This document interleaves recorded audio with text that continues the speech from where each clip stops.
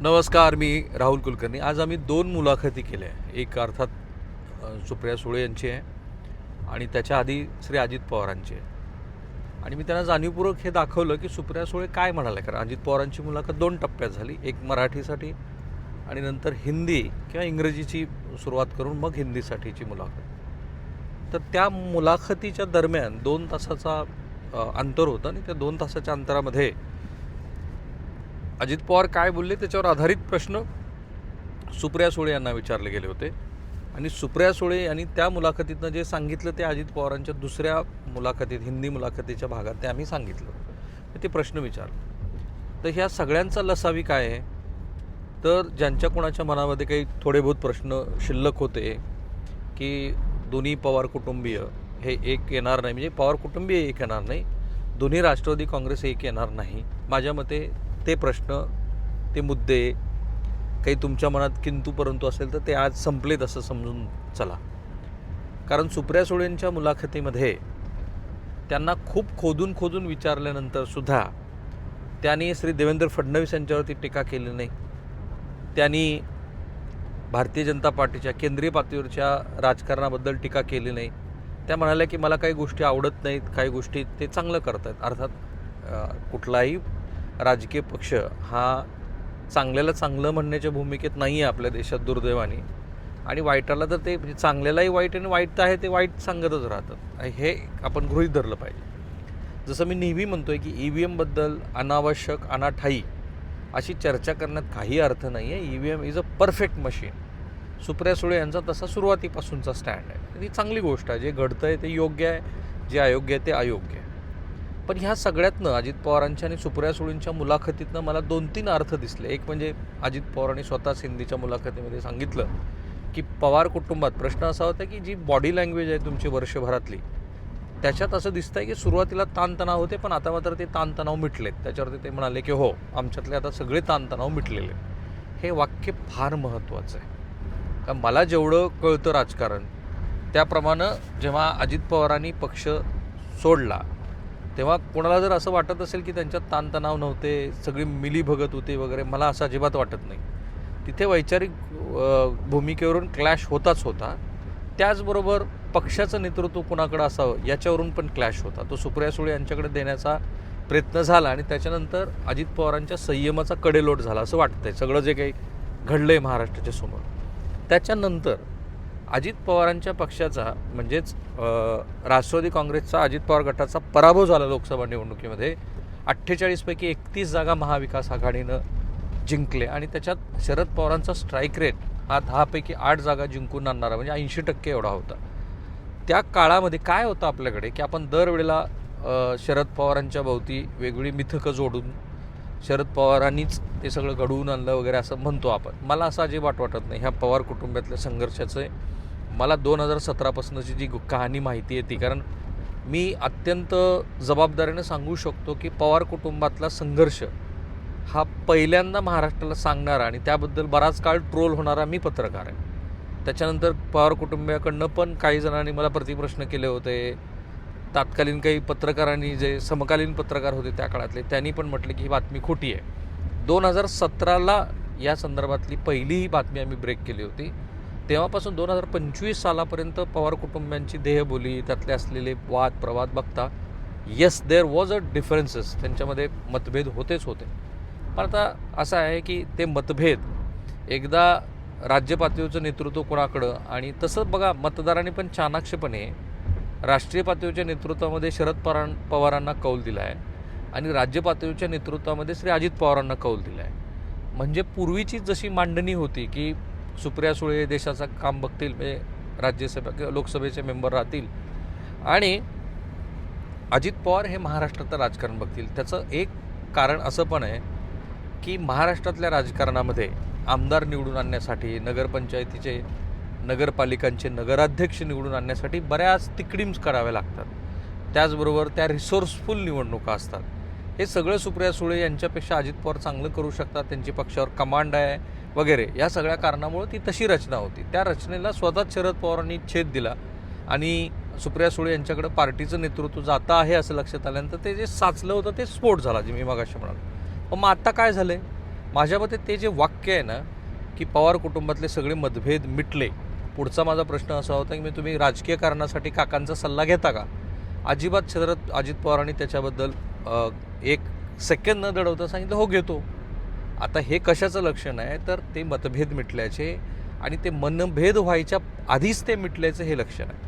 आणि त्यामुळे जे राष्ट्रवादी काँग्रेसचे फॉलोअर आहेत किंवा जे राजकारण खूप क्लोजली बघतात त्यांना माझं सांगणं आहे की राष्ट्रवादी काँग्रेस एकत्रित येण्याची प्रक्रिया, ती पण बातमी आम्हीच महाराष्ट्राला पहिल्यांदा सांगितली. श्रीमती सुप्रिया सुळे हे केंद्रात मंत्री होऊ शकतात हे पण महाराष्ट्राला सांगितलं आणि हे सगळं महाराष्ट्राच्या समोर आहे. इंटरेस्टिंगली जेव्हा हे आम्ही सांगितलं तेव्हापासून आज तागायत कुणीही असं होणार नाही म्हटलेलं नाही. इनफॅक्ट सुप्रिया सुळेंना आज जेव्हा माझ्या सहकाऱ्यांनी प्रश्न विचारले तेव्हा सुप्रिया सुळेंनी नरो वा कुंजुरावाची भूमिका घेतली. म्हणजे होणार माहीत नाही किंवा नाही होणार असं पण ठाम नाही आहे. आणि हे का आहे? कारण एक राष्ट्रीय पातळीवरती पुन्हा पुन्हा नव्याने काही रिअलाइनमेंट होतात. हे बघा, माझं स्वतःचं असं मत आहे की महाराष्ट्राच्या मर्यादेमध्ये जो एका कास्ट डॉमिनन्सवरती पॉलिटिक्स सुरू होतं त्याला मधल्या काही घडामोडीमुळं छेद बसला आहे.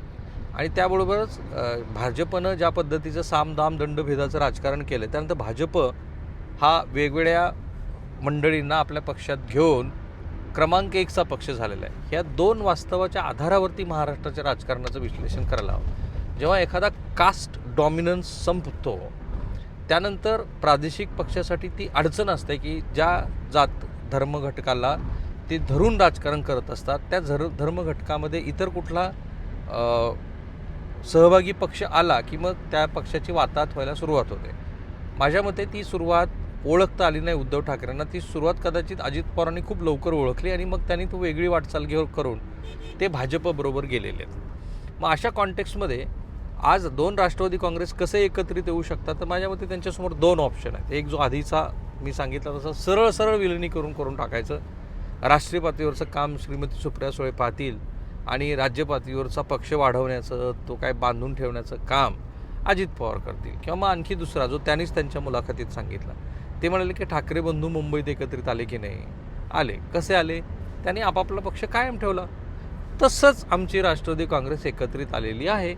आपापल्या पक्षाची बाजू जे काय असेल पक्ष तो तसाच राहिला आहे.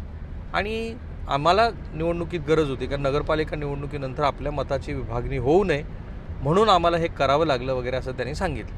म्हणजे दोन पर्याय काय दिसत आहेत? जसं उद्धव राज ठाकरेंनी केलं की आपापलं स्वतंत्र अस्तित्व ठेवून ते एकत्रित आले, तसं समजा भविष्यामध्ये मतभेद झालेच तर स्वतंत्र अस्तित्व ठेवून पक्ष एकमेकांच्या गोष्टीसाठी पूरकपणे राजकारण करेल. फक्त अडचण एवढीच आहे की दुसरा पक्ष जो फुटला आहे शिवसेना, तो अत्यंत त्वेषाने लढतो आहे. म्हणजे एकाचं जे चिन्ह आहे मशाल आणि एकाचं जे चिन्ह आहे धनुष्यबाण, तर त्यातली स्पर्धा ही अत्यंत त्वेषपूर्ण आहे.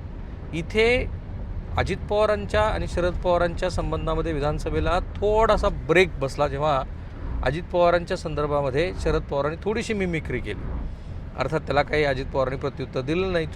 तो राजकीय चाणाक्षपणा होता ज्याचा त्यांना खूप मोठा फटका लोकसभा निवडणुकीमध्ये बसला होता. जेव्हा लोकसभा निवडणुकीमध्ये केंद्रीय भाजपचं नेतृत्व आणि त्यांचेसुद्धा पक्षातले इतर लोक हे शरद पवारांवरती टीका टिप्पणी करायला लागले आणि त्याचा परिणाम हा सुनेत्रा पवारांचा दणदणीत मोठा पराभव होण्यामध्ये झाला.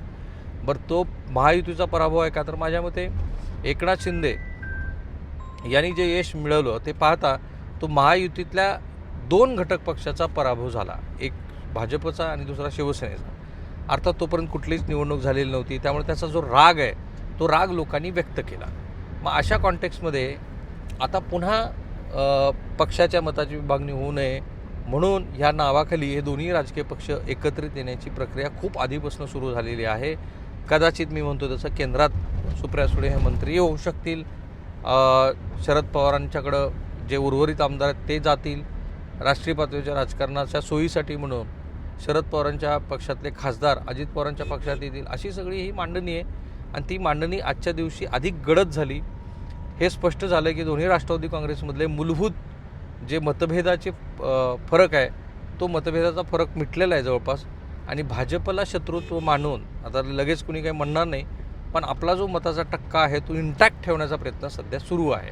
त्या प्रयत्नातनं पहिलं काय केलं गेलं असेल तर दोन्ही राष्ट्रवादी काँग्रेस एकत्रित येतील अशा पद्धतीची चर्चा झाली. त्यानंतर ते प्रत्यक्षात नगरपालिका निवडणुकीत आता एकत्रित आलेले आहेत आणि आता विधानसभा निवडणुकीला येणाऱ्या बराचसा काळ असल्यामुळं त्यांना मोठं ग्राउंड पण मिळणार आहे पक्ष संघटन बळकट करण्यासाठी. त्याचं कारण आहे की श्री अजित पवार हे सरकारी पक्षात म्हणजे सत्ताधारी घटक पक्षामध्ये सहभागी आहेत आणि त्यामुळे त्यांना पूरक असलेलंच राजकारण महाराष्ट्रामध्ये होईल असं त्यांचे इतर मित्रपक्षही पाहतील किंवा फार फार तर तेही आपल्या मित्रपक्षाच्या विरोधामध्ये आता जसं महानगरपालिकेची निवडणूक लढत आहेत तशी काहीतरी तिकडीम करून पक्षाचं अस्तित्व वाचवत राहतील.